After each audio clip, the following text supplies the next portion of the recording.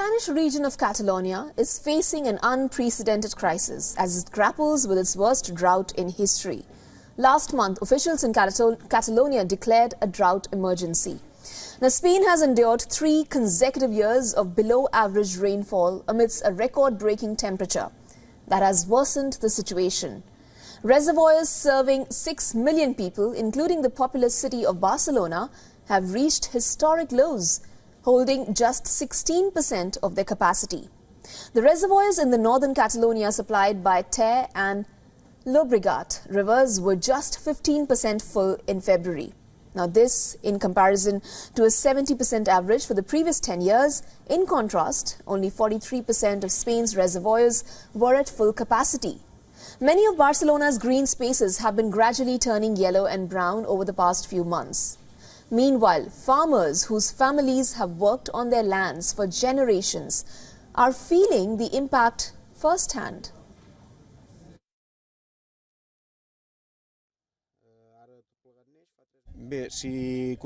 We had some rain this morning and they forecast more tomorrow.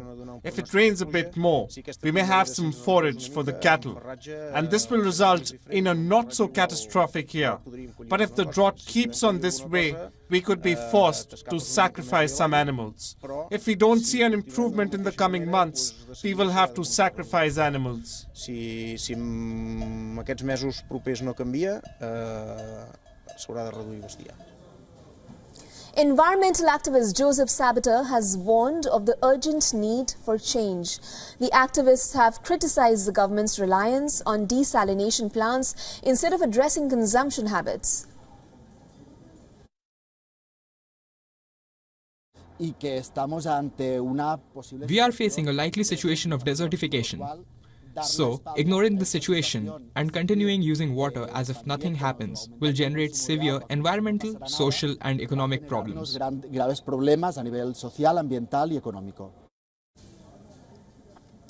Barcelona has invested heavily in desalination technology, but authorities are now enforcing strict water restrictions, including fines for non-compliance and upgrades to infrastructure. As we approach the United Nations World Water Day on March 22nd, the theme Water for Peace gains added significance as Catalonia and its residents grapple with the challenges of this historic drought.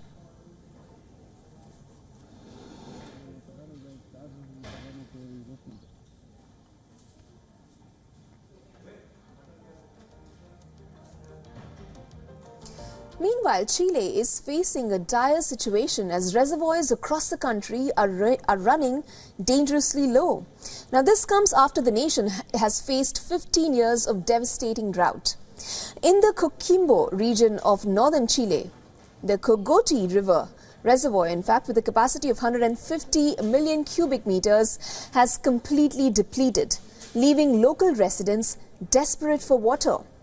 Residents have expressed concerns for the rural poor and farmers, highlighting the critical need for water access. Some of them have even expressed how they have to consume very little water every day. This is so that they can plan out their water consumption throughout the week. Mal. No llovido y todo. It's bad. It is bad. It hasn't rained. It's critical. I managed to get some water from a well over there because I have no water to give them. It makes me sad because my animals are thirsty. All of us human beings have to have water. The historic drought has affected every aspect of life in Chile, from mining operations to green areas in the capital city of Santiago. According to the World Resources Institute, Chile is among the most water-stressed countries globally. The nation is grappling with the risk of running out of water supply by 2040. The president of a rural drinking water committee in Coquimbo has emphasized the severity of the situation. He has pointed out the lack of rainfall and snowfall in the region as the major reasons behind the current situation.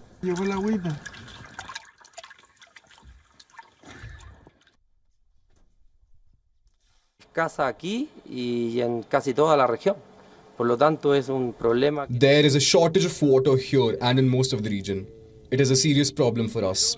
As I said, we are used to living here without water, and we want to continue living here, but we also need support.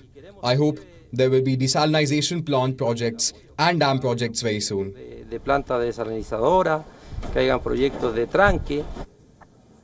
Now, as Chile grapples with this ongoing crisis, authorities and residents alike face the urgent task of finding sustainable solutions to ensure access to water for all.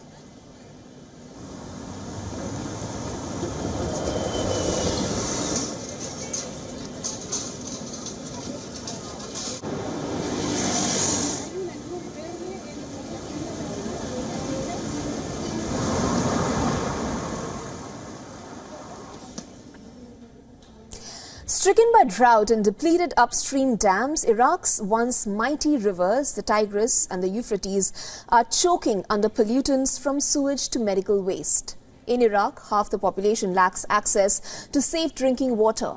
And according to the UN figures, state institutions are to blame for a man-made disaster, which is turning rivers into waste dumps. Residents of Iraq's holy city of Najaf are voicing concerns over the shortage of natural clean water in the city. Experts say much of the water supply is contaminated through sewage and contains heavy metals that can cause diseases.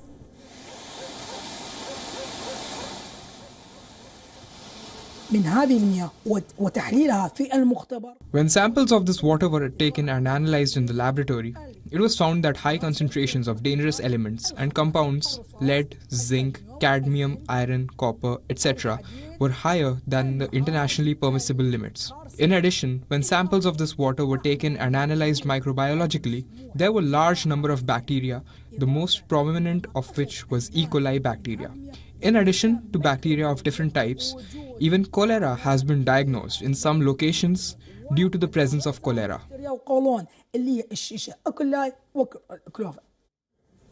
Dirty and unsafe water is a prime health threat in Iraq, where decades of conflict, mismanagement and corruption have taken a toll on infrastructure, including the water system.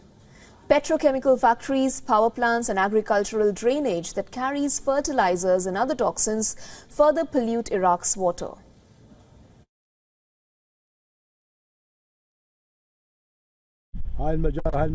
Most of these diseases are caused by these sewers. These sewers are not new. We have had this for 4 to 5 and 6 years. Even the animals became sick. The river bank is clean, but waste and dirt have begun to be thrown into this river, the Kufa River. Now, while many residents have resorted to buying clean water from the markets, some of the city's water is getting treated at filtering water stations. This is where the polluted river water is first filtered before being treated with chemicals like chlorine to kill the harmful bacteria. Such water stations are helping turn the tide, but the battle to clean up the city's water supplies and drastically reduce such pollution continues.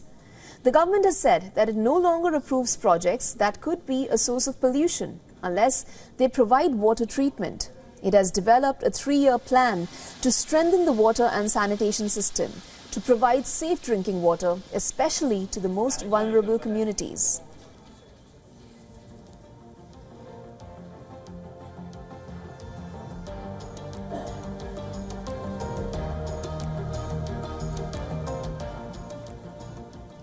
Now, in a stark warning from a UN expert, it has been revealed that the world is losing the battle against electronic waste. In a recent report, that indicates that a staggering 62 million metric tons of mobile phones and devices were dumped on the planet in just 1 year. And unfortunately, this number is expected to surge by a third by the year 2030. Electronic waste or e-waste refers to any discarded items that contain an electric plug or a battery. These items are known to often harbor toxic additives and hazardous substances such as mercury, posing significant environmental and health risks. And now scientists are stating that the rate at which the e-waste mountain is growing, it is surpassing the efforts in recycling.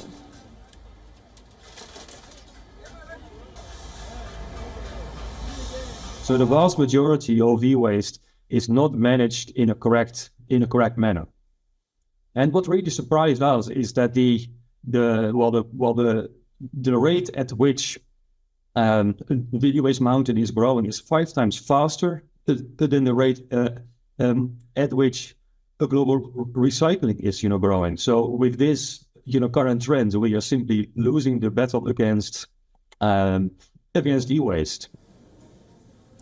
In 2022, the world's annual output of e-waste has reached an astonishing 62 million metric tons. This is an 82% increase from 2010. Further, the production of e-waste has escalated by 2.9 million metric tons each year. Now, there are projections which suggest that it could soar to 82 million metric tons by 2030. According to experts, a significant portion of this e-waste is not being managed effectively, and thus most of the times, in fact, it often ends up in landfills, including smaller items like mobile phones and toothbrushes. Scientists are stressing on the need for responsibility among manufacturers to ensure that products have longer life cycles that will help in reducing waste.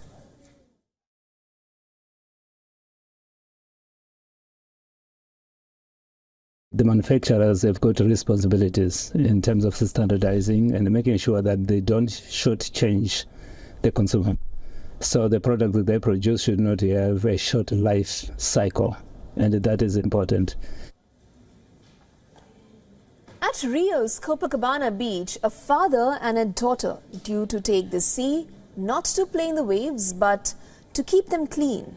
Biologist Ricardo Gomez and his 7-year-old daughter Nina are cleaning up beached trash that has become an ecological menace on Rio de Janeiro's shores. Take a look.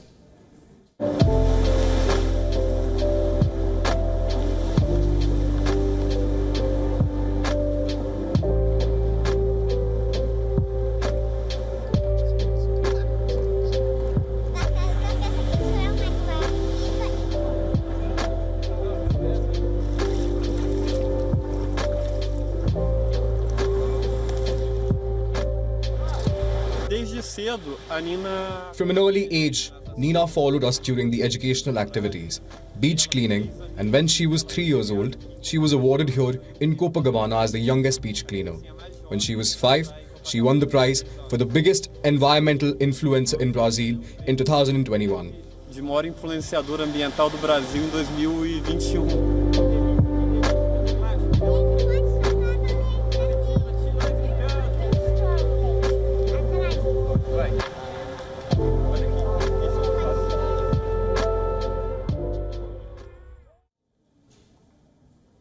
Well, with its history of non-violence and a firm commitment to resolution through dialogue, India is emerging as a key peacemaker in the Russia-Ukraine conflict. We will get you that story in a short bit, in fact, now. But for now, we end our climate segment and we'll be back in just a bit.